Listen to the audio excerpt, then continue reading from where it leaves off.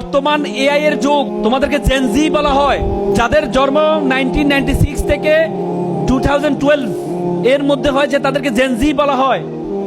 কারণ 1996 সাল থেকে 2012 সালের মধ্যে তথ্য প্রযুক্তির উৎকৃষ্টতা সাধন হয়েছে। বর্তমানটা এআই এর যুগ। একটা গবেষণায় আসছে আগামী 5 বছরের মাথায় 10 লক্ষ ড্রাইভার তার চাকরি হারাবে, 20 লক্ষ শিক্ষক তার চাকরি হারাবে, 5 লক্ষ ব্যাংকার তার চাকরি হারাবে। কেন হারাবে জানো? তোমরা জানো ইন্ডিয়াতে, কেরালাতে এআই শিক্ষক, রোবট সে ক্লাস নেয় এখন। ভবিষ্যতে ব্যাংকগুলো পরিচালনা করবে রোবটরা।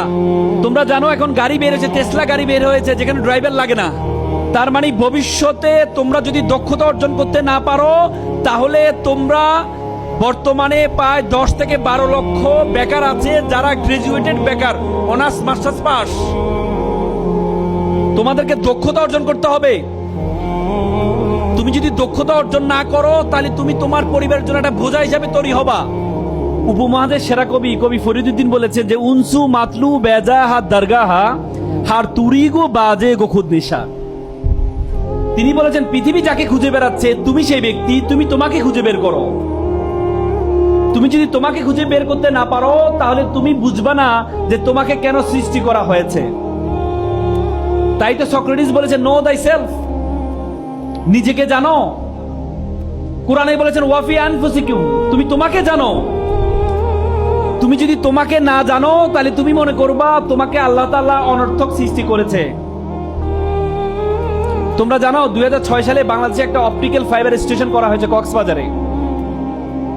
সেটি তোমার স্পেন, পর্তুগাল, ফিলিপাইন হয়ে বাংলাদেশের কক্সবাজারের সাথে যুক্ত হয়েছে। তোমাদের পাশেই অপটিক্যাল ফাইবার স্টেশন, একটা তার। এর তারের দূরত্ব ছিল মাত্র 17,000 কিলোমিটার। একটা অপটিক্যাল ফাইবার কেবলের কারণে পুরো পৃথিবীটা আমাদের হাতের মুঠে চলে আসছে। বিজ্ঞান বলে আমাদের মাথার মধ্যে নার্ভ আছে, প্রায় 2 কোটি নার্ভ আছে, 2 কোটি তার আছে। বলা হয় থাকে একটা তারের সাথে যদি আরেকটা তার লাগানো হয় তাহলে 2 লক্ষ কিলোমিটার হবে এটা দূরত্ব। Do you imagine? মাত্র 17,000 কিলোমিটার দিয়ে পুরো পৃথিবীটা আমাদের হাতের মুঠে চলে আসছে।